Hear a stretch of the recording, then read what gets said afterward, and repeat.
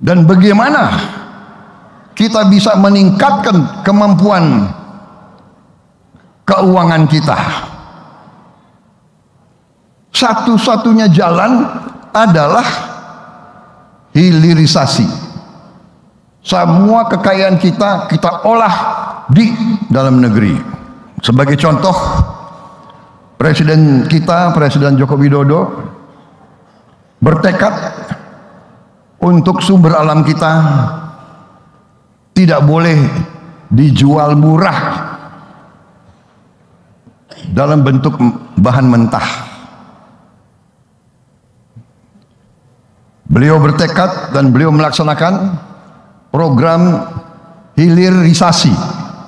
Artinya bahan-bahan kita harus diolah di tanah air kita sendiri.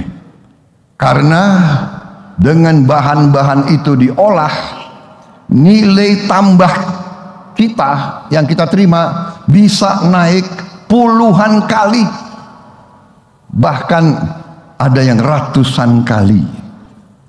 Dalam 1 tahun begitu pemerintah kita melaksanakan hilirisasi, dalam 1 tahun dari tahun 2021 sampai 2022, penerimaan negara, penerimaan bangsa Indonesia dari nikel naik 20 kali. 20 kali lebih. Tapi hilirisasi ini mengganggu negara-negara lain. Begitu pemerintah kita melaksanakan hilirisasi, diancam oleh Uni Eropa, diadu ke WTO, diadu, pemerintah kita naik banding, dia adu lagi, naik banding lagi, kita tidak tahu. Tapi mereka tidak suka kalau kita hilirisasi. Kemudian selain Uni Eropa, IMF menegur kita juga.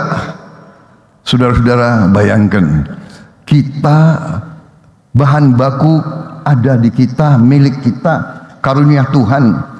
Kita mau olah di Indonesia. Karet kita mau olah di Indonesia. Kelapa sawit kita mau olah di Indonesia. Coklat kita mau olah di Indonesia. Semua bahan itu kita mau olah di Indonesia supaya pabrik-pabriknya bisa memberi pekerjaan untuk anak-anak kita, supaya insinyur-insinyur kita bisa bekerja, supaya wali kota bisa dapat retribusi, supaya pajak naik, penghasilan naik. Saudara-saudara, sampai demikian, sampai menteri-menteri kita harus ke sana, pemimpin-pemimpin bertanya, mengapa Indonesia tidak boleh sejahtera? Mengapa Indonesia harus jual murah bahan-bahan yang kita miliki? Saudara-saudara, karena itu kita harus kuat, kita harus waspada, dan semuanya kuncinya adalah persatuan dan kerukunan.